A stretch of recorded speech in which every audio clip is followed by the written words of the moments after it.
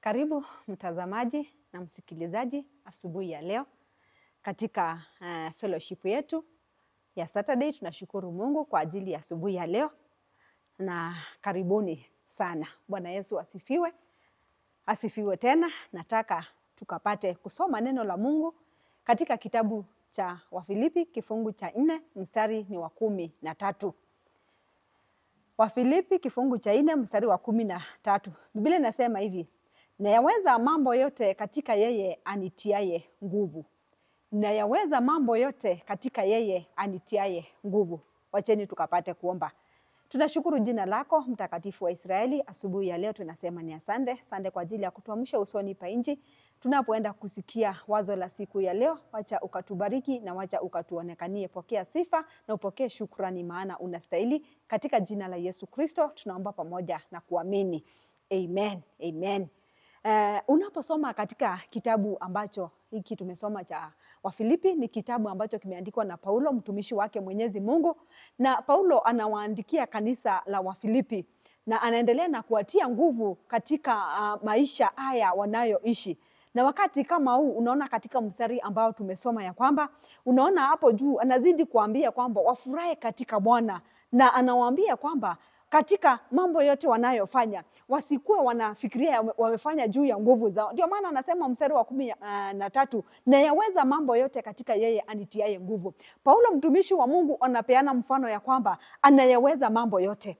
Na anakuwa specific, si kana kwamba anaweza yeye mwenyewe. Hapana, kunazo nguvu zingine za kiajabu ambazo ziko ndani yake, ambazo zikimkalia ataweza mambo yote. Na hizi nguvu Biblia inasema ya kwamba ni nguvu zake Mwenyezi Mungu. Anasema na yaweza mambo yote katika yeye anitiaye nguvu. Alikuwa anajua ya kwamba hata katika majaribu, hata katika shida anayaweza mambo yote. Kwa wakati mwingi tunapata kuona ya kwamba sisi watu tunadhania mahali tumefika ni kwa ajili ya nguvu zetu. Mahali tumefika ni kwa uwezo wetu. Lakini Paulo anatukumbusha ya kwamba sio kana kwamba tumefika mahali tumefika sababu ya uwezo wetu. Imechukua mkono wake Mwenyezi Mungu, imechukua nguvu zake Mwenyezi Mungu, ndiye ametutia nguvu ili tufike mahali ambapo tumefika. Unaposoma Biblia, neno la Mungu linatukumbusha juu ya hawa vijana watatu, Shadrach, Meshach na Abednego. Biblia inasema ya kwamba wakati walipokuwa katika nchi ya ugeni ambayo ni nchi ya Babiloni, imagine, Biblia inasema wakiwa mahali pale, si kana kwamba walikuwa na nguvu zao.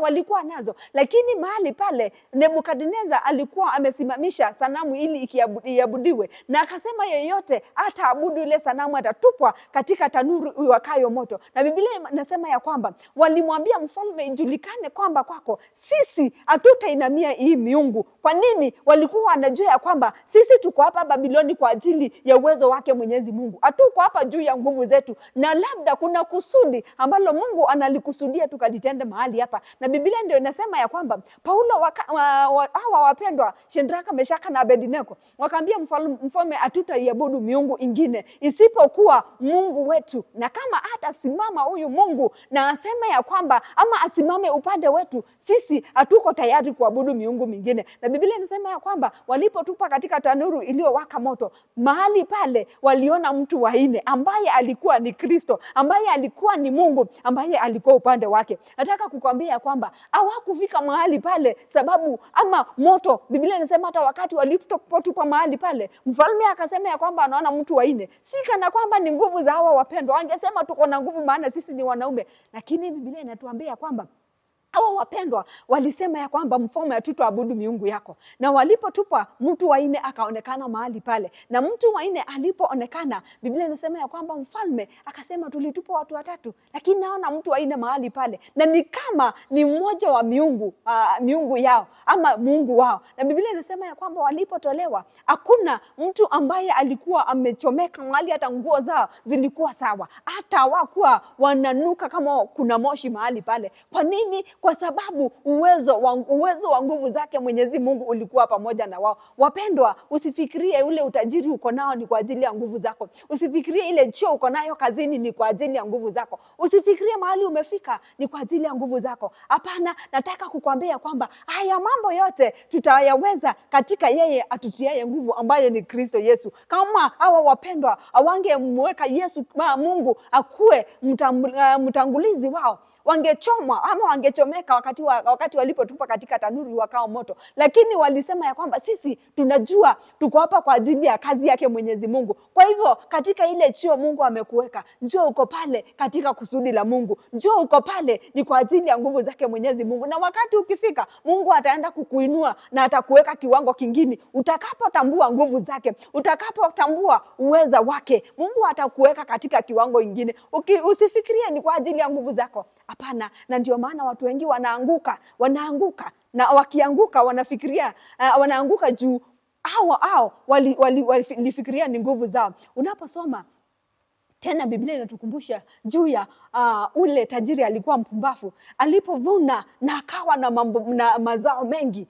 Aliangalia na akasema nitafanya nini? Ngala zangu ni kidogo. Akasema nitazibomoa na nijenge zingine kubwa ili niweke zile ama yale mazao yangu katika ngala hiyo kubwa. Na alipomaliza kubomoa na kujenga, na akasema nitakaa roho yangu ikule na itulie. Na Mungu ama Yesu Kristo anakumbusha ya kwamba haujafikishwa hapo. Hayo mazao hujapata kwa ajili ya nguvu zangu. Ni mimi nilinyesha mvua, ijapokuwa hiyo haijasemekana, lakini ni Mungu amefanya yale mavuno avune. Lakini akasahau, mpumbavu akasahau kana kwamba si nguvu zake, ni kwa uwezo wake Mwenyezi Mungu amefika mahali amefika. Na Mungu akamwambia, mpumbavu wewe, usiku wa leo nitaichukua roho yako. Yaani kusahau katika ile cheo umefika ni kwa ajili ya nguvu zake Mwenyezi Mungu. Wapendwa, tutaweza mambo yote katika yeye atutiaye nguvu. Si kwa elimu, si kwa hekima uko nayo. Hapana, ni kwa ajili ya nguvu zake Mwenyezi Mungu. Ni kwa ajili ya kujua ya kwamba tumeweza haya mambo yote katika yeye ambaye ni Kristo Yesu, ambaye ametutia nguvu. Bwana akatubariki, Bwana akatuonekanie, na tujue ya kwamba Paulo alikuwa anajua katika ile hatua anayochukua siku kuenenda ile ingine, si kwa uwezo wake, si kwa ajili ya nguvu zake. Ijapokuwa alikuwa mtu ambaye amesoma, lakini alijua ni kwa ajili ya nguvu zake Mwenyezi Mungu. Ni kwa ajili ambaye amutiaye nguvu, ambaye ni Yesu Kristo, ambaye ni Mungu, ambaye alikuwa upande wake na akamshindania na akampigania kwa kila jambo. Kwa hivyo mahali umefika, ambia Mungu, najua ni kwa ajili ya nguvu zako. Hata katika hali ambayo uko, ambia Bwana, nataka kuyaweza mambo yote katika wewe ambaye unayenitia nguvu. Bwana atubariki asubuhi ya leo. Bwana akatuonekanie. Wacha ili neno lake likatuongoze siku kuenenda ile ingine, likiingia katika mawazo yetu, likiendelea na kufunuliwa kwetu siku kuenenda ile ingine, tukijua ya kwamba tutayaweza mambo yote katika yeye atutiaye nguvu. Tutayaweza mambo yote, si kwa elimu, si kwa mali, si kwa hekima, na si kwa jambo lolote, lakini ni kwa ajili ya huyu Mungu tutayaweza mambo yote. Bwana atubariki na tukue na siku njema yenye neema na baraka zake Mwenyezi Mungu. Tuombeni. Baba, tunashukuru kwa ajili ya neno lako. Asante maana umetukumbusha asubuhi ya leo ya kwamba tunayaweza mambo yote katika wewe ambaye unayetutia nguvu. Hatutaweza kwa ajili ya hekima yetu, hatutaweza kwa ajili ya masomo ambayo tumesoma, hatutayaweza kwa ajili ya jambo ambalo tumelitenda mbele zako, lakini tutaweza kila jambo kwa ajili yako ambaye wewe unatutia nguvu siku kuenenda ile ingine. Baba, wacha utubariki na wacha ukatuonekanie, na siku yote Mfalme, neema yako ikatutoshe kuwa pamoja nasi na utuongoze kwa kila jambo, katika jina la Yesu Kristo aliye mwamba na mkombozi wa maisha yetu tunaomba pamoja na kuamini. Amen. Barikiwe na mkuwe na wikendi njema yenye baraka za Mungu. Amen.